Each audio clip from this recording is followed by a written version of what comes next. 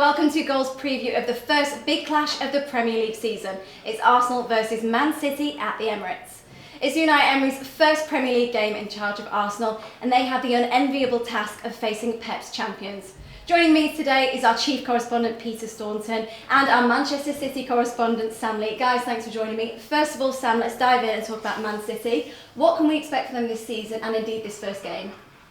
Well, this season, I think they're going to be really good again. They're going to be the team to beat. They're definitely the favourites. They deserve to be the favourites. As for this game, Arsenal aren't really the ideal opponents for the first weekend. It seems like they've been playing friendlies forever with most of their first team players. The first team players, a lot of them won at the World Cup.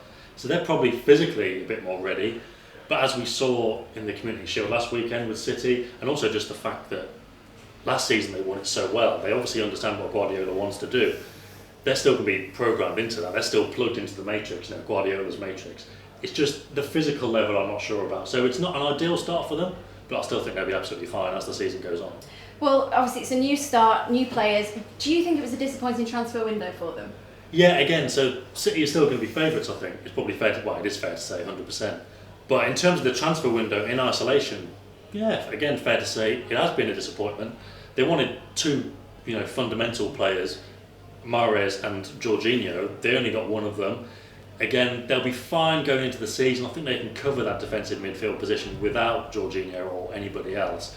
But in terms of progress maybe in Europe and taking Guardiola's ideas onto the next 2 or 3 levels, that will hamstring them a bit. So I think it's probably fair to say it's been a disappointing transfer window, even if it won't be too much of a difference in terms of the Premier League. Okay, so potentially a bit of a disappointing start. How can they improve on that? And solutions against things like deep line teams, where are they going to go from there? Yeah, well, Guardiola was on Sky the other day and he was talking about how to break down the deep defences. He didn't give anything away, obviously, but it is something that's been in his mind, even going back to last season, because it was the same thing then, and they managed it then as well. I know there's been a bit of talk of 3 at the back, 3-5-2, 3-4-3, whatever you want to call it. He said that's possible, and he's tried it before. It's never worked 100% brilliantly, though, and I'm not really convinced that's the way they'll go about it. It's kind of the way they'll change it is kind of hard to quantify for us with formations, this kind of thing. It'll be little tweaks here and there, like City fans might remember when they played Everton at the end of last season. Before they played Liverpool, it was Laporte was kind of a centre back, a left-sided centre back in a back 3. He was a left back getting forward as well, and it's just going to be little tweaks like that. Walker and Laporte or whoever, Mendy, they can fill in at left back, centre back, going forward. It's just going to be little players with intelligent movements to fill spaces, make sure they don't get counter-attacked, still be solid, but effectively have 7-8 attackers, and everybody trying to work those spaces, create spaces, restrict spaces for the opposition, and it's going to be subtle little movements, I think, and I think that's how they'll tackle the problem of deep defences. Okay, do you think that's going to be his general approach to the game, those little tweaks that hopefully will make a big difference? Yeah, I think so. Dominic Torrent, who worked with Guardiola for 10 years, he's now gone to New York, but during pre-season he said they would work before every game on 2 or 3 different solutions, and again that will be as a team, but also players doing different things. So. And now they've got Mendy back and Delph. I wouldn't be surprised if some games they play Mendy because they want him to do certain things out wide and stretch the play, but some games you might need a bit more solidity in midfield and play Delph. So you've got the flexibility there with personnel, but also if it's just one man, maybe sometimes Walker will come into midfield, or maybe sometimes he'll go outside. And those are the little tweaks I think he'll make. You mentioned a few players already. Who's going to be the key for them this season, do you think? It's so difficult, obviously, with City because they've got so many, but for me, it always has been and it always will be. Well, for a lot of City fans, they'll say David Silva, but for me, it's De Bruyne. He was the standout man last season in an excellent team, and I think it'll be exactly the same this season. They've got so many, but it's De Bruyne because he can do the lot. He's the heartbeat of the team. Okay, well, you can have your say on who you think will be the key player for Man City this team. Just click the eye in the top right and let us know what you think. Now, moving on to Arsenal, Peter. Is this the best time for them to be playing Man City? No, it's the absolute worst. I think City are going to batter them. Short answer, short and sweet, I like it. Well, what's the best approach for them against the champions? I think duck and cover, because Man City, as Sam's been saying, Man City are so far advanced of any other team in the Premier League at the minute in terms of what Guardiola was asking them to do and their ability to give that to their manager. It probably took him, I remember you telling me it was going to take maybe 18 months before we saw Guardiola's team appear, but he probably came in about 6 months ahead of schedule on that. And last season they were 19 points better than the second place team in the league. I mean that's 100 points, 100 goals, and you look at their 2 fixtures against Arsenal last season as well, and if you want just 2 fixtures to encapsulate the rot that had set in around Arsenal, you would have looked at both of those fixtures. Away from home, giving really, really bad goals away. At home, in front of a half-empty, really cold Emirates, and people just kind of escaping the stadium so they wouldn't have to witness the massacre that was happening in front of them.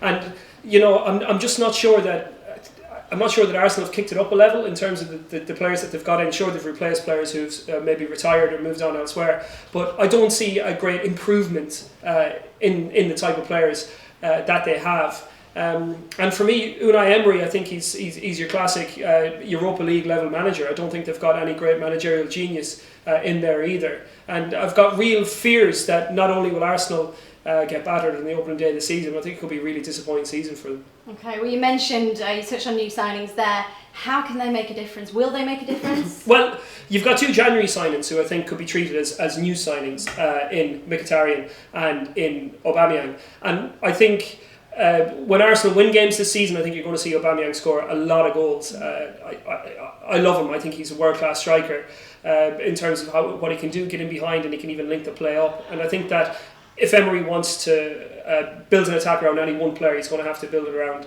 Aubameyang. And maybe, he if City do press them high up on Sunday, and you want somebody to make those runs in behind and go one-on-one with the goalkeeper, then Aubameyang could be the man.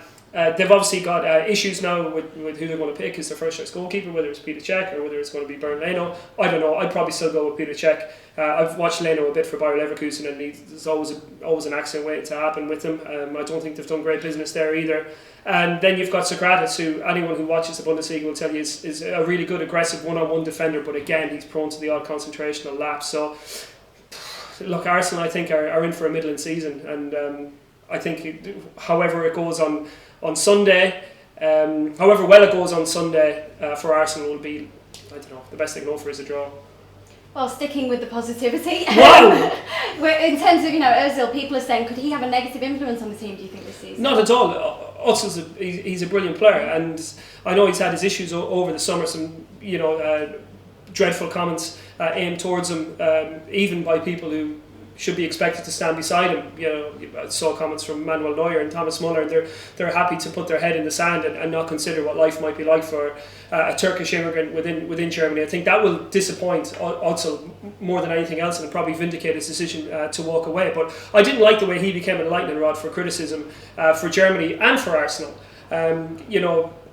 Germany didn't play well as a whole in the summer, and I would say you're probably looking at problem number 5 or 6 to solve by the time you get to Ozil. I think there's, if you want to talk about Neuer and Muller, I think they're the first 2 that need to look in the mirror and assess their own performances and what more they could have done at the World Cup. But yeah, if I was solving Germany's problems, I wouldn't even consider Mesut Ozil until maybe 5 or 6 down the list. And similarly with Arsenal, he seems to be the guy who attracts the criticism, whether it's to do with his body language or whether it's the perception that he doesn't put enough of a shift in going forward. But every time he gets the ball, he's a threat. And you would say for any other manager in the league, any other manager in the world, Ozil would be, for me, the playmaker. He'd be the one who all the play revolves around. And I think Emery needs to look to Ozil and make sure that he can, maintain those performance levels for the season. Because the perception of what Ozil is and the reality of what Ozil is are 2 very, very different things. He's one of the best players in the league.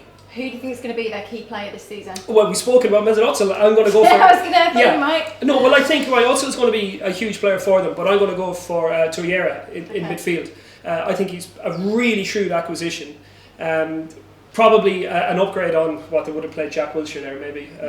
He's obviously gone to West Ham, but I watched him a good bit playing for Uruguay during the World Cup. I didn't see too much from playing for Samp last season, but he's a very intelligent user of the ball. He gets his head up quickly and uses the ball quickly, and I think he'll be able to get Arsenal going from defence to attack pretty rapidly. So as the season goes on, I think he might develop into a key first team player for them, and could be the best of their summer business. Okay, well you can also vote for who you think is going to be the key player for Arsenal. Just click the I to vote now. Sticking with Arsenal, moving on to Emery, what would be a successful season for him?